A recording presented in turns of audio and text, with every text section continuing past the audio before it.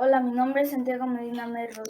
Hoy es un día muy importante para todos los mexicanos. Estamos celebrando el Día de la Independencia de México de 1810. Hace 210 años México se libera de España. En México celebramos este día con desfiles, trajes típicos, fuegos artificiales, danzas y deliciosa comida, como el mole, pozole, tostadas, tamales, etc.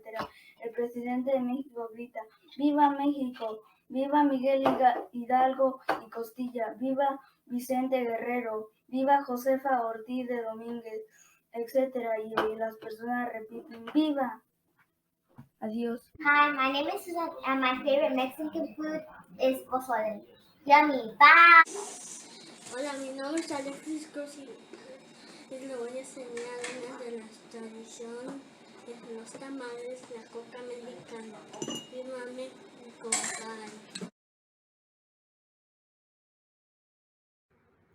Hola, Ms. Dominguez here. Today is a very special day for Mexico. Es el 16 de septiembre. So I'm going to share a few of my favorite things that are connected to Mexico. Myself, I identify as a Mexican American, and I'm wearing one of my favorite Mexican dresses today. I also have here two of my favorite Mexican legends. First up, The Legend of La Llorona, a very good book that I read to my students this morning, and The Legend of El Cucuy. If you guys know these legends, you know it's important to behave. I also have here some raspberries, frambuesas in Espanol, and in tiny writing it says here that these come from Mexico. So thank you, Mexico. I love my raspberries. I've also got two jewelry boxes that I've gotten from Mexico from students of mine who visited Mexico. One has the monarch butterfly on it, which is a very important butterfly for Mexico. And the other one has a beautiful flower design in metal on the front. The last thing I have to share is a keychain. This keychain was given to me by a good friend, and it's a keychain from Dolores Hidalgo, which is the city where the fight for Mexican independence started. So, 16 de septiembre empezó en esta ciudad, Dolores Hidalgo. And the last thing I have for you guys is my favorite shopping bag, El Gato. This has a kitty cat on it, which is my favorite animal, and it's from Dia de los Muertos. Oh, my time's up. Bye, guys. Hi everyone, Miss Rogers here. I wanted to talk a little bit about why I love Mexico. This year you may have noticed I'm trying to speak Spanish in my videos. My Spanish is not perfect, but I'm practicing just like everyone is always learning.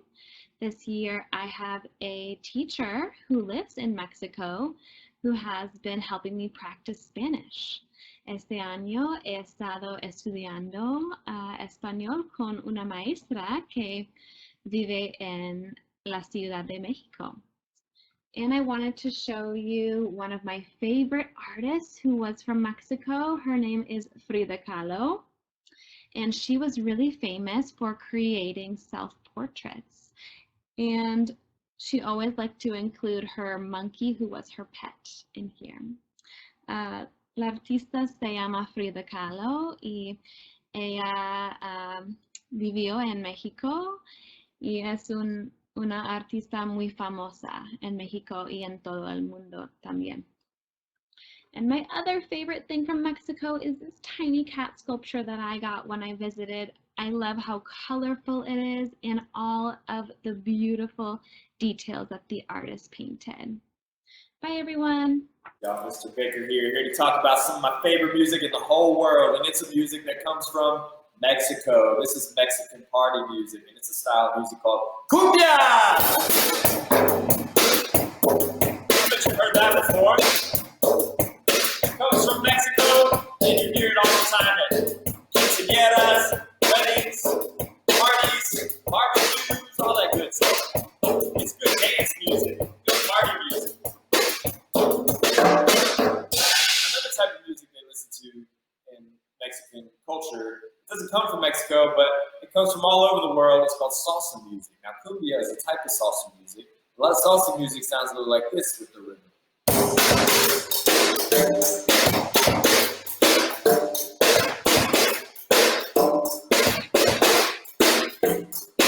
Well, it sounds like this.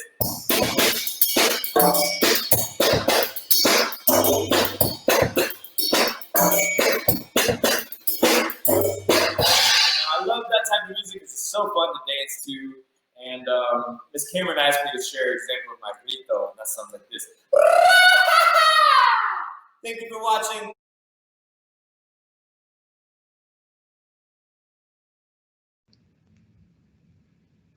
Hi everyone, I'm Alex Wells and I'm the school-based therapist at Del Valley Elementary.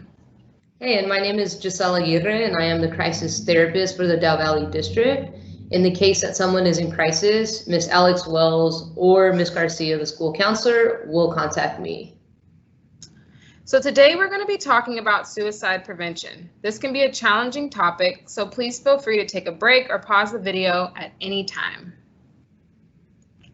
Our goals for today are really to focus around increasing awareness. We want everyone to have a better understanding of suicide so that we can reduce the stigma and effectively intervene. So our goals for today are to increase the awareness around suicide and suicide prevention, gather tools to intervene and create safety, and reduce the stigma around mental health conditions. Let's go over some important terms before we dive in. Suicidal ideation, or thoughts of suicide. Suicidal behavior are any behavior related to suicide.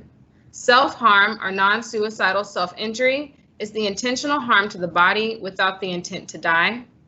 Suicide attempt is the intentional harm to the body with the intent to die.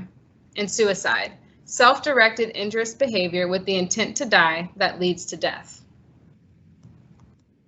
So why are we talking about this? We're going to look at the data. This is from Texas so far in 2020. Clearly looking at these numbers, suicide is a massive issue, so we're talking about it so that we can effectively intervene. 1 death by suicide occurs every 2 hours. 3,930 deaths by suicide occurred this year, and suicide is the second leading cause of death for students ages 10 to 24. So, what about kids? Specifically looking at suicide rates by age, you can see that between the ages of 10 to 14 and 15 to 24, suicide rates make the biggest jump. These are the kids that we see every day, which is why it is so important for us to become knowledgeable and intervene. Just take a little bit of time to pause the video and look at the chart if you'd like.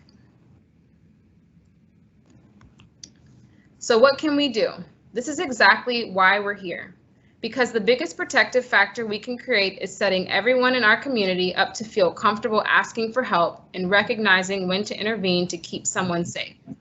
So we can increase the awareness of risk factors and warning signs so that we can effectively intervene. We're going to look at both risk factors and warning signs. So what are risk factors?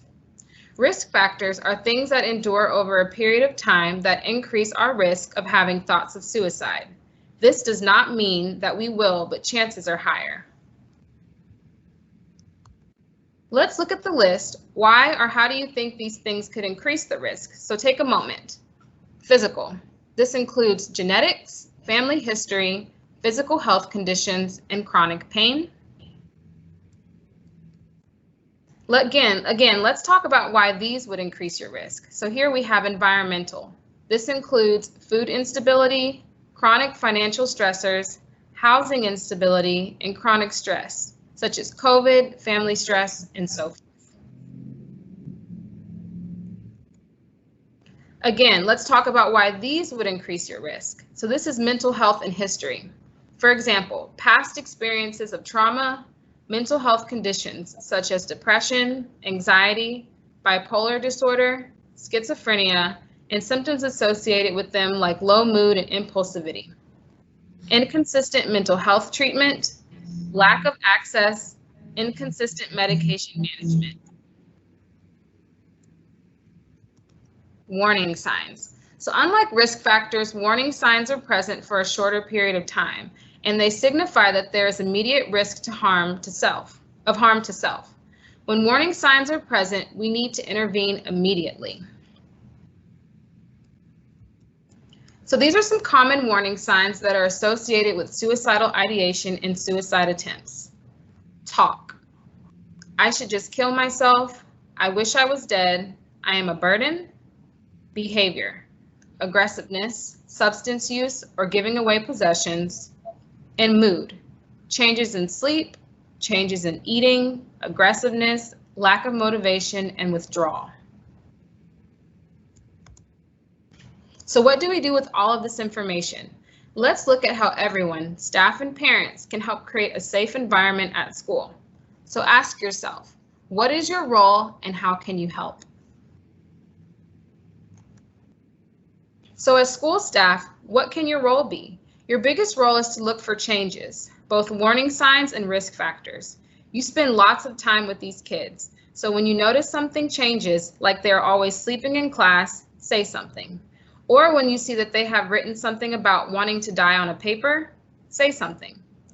What you think something will look like is probably different for each staff and each school, and oftentimes it will be for you to let the school counselor know so that they can assess. However, there is so much value in you also sharing with the student that you are concerned about them.